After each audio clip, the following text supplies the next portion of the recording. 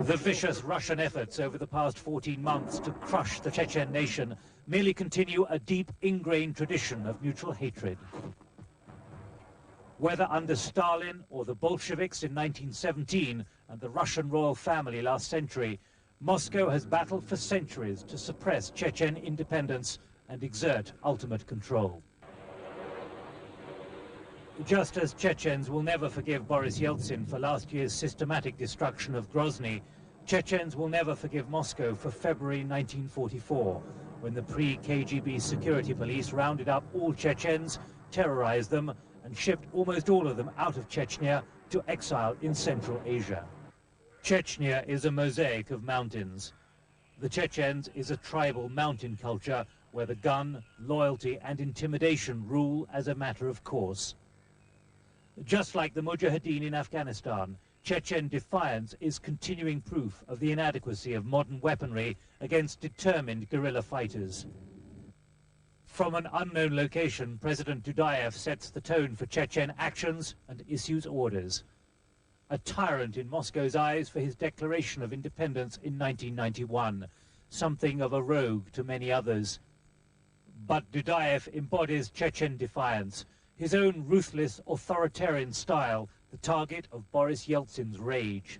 Last summer's Chechen seizure of 2,000 hostages in a hospital in Budyanovsk and the failure of Russian troops to prevent scores of deaths and to seize the hostage takers signals both Chechen cunning and Russian impotence, despite even Prime Minister Chernomyrdin's direct involvement.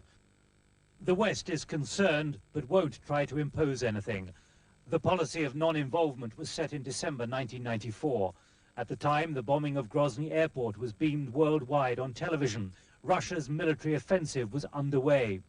But the 52 heads of state and government meeting at a European security conference in Budapest barely twitched. Chechnya was an internal Russian matter. The hope now is for international mediation. The political reality in Moscow, though, offers little hope. With Chechen resistance into its third day, it was again time for the sledgehammer approach. Grad missile launchers are among the Russians' most lethal weapons. They're indiscriminate and used for blanket shelling.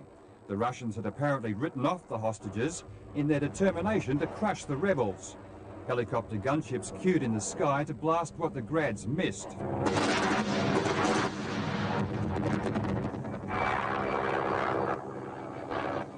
A Russian spokesman justified the massive assault by claiming the Chechens had almost certainly killed the 50 or so hostages thought to still be in the village, a claim the rebels have consistently denied. But reporters at the scene suggest the bombardment was launched because an earlier assault by special forces had gone badly wrong. Returning from house-to-house fighting, they said they'd fallen into a trap. With no artillery support, they'd suffered great losses, including their commander. So the heavy weapons opened up, and the people of Pervomovskaya had to watch as their village was reduced to rubble.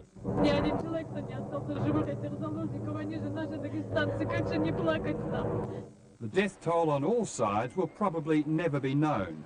More roadblocks have been set up and reporters sent well away.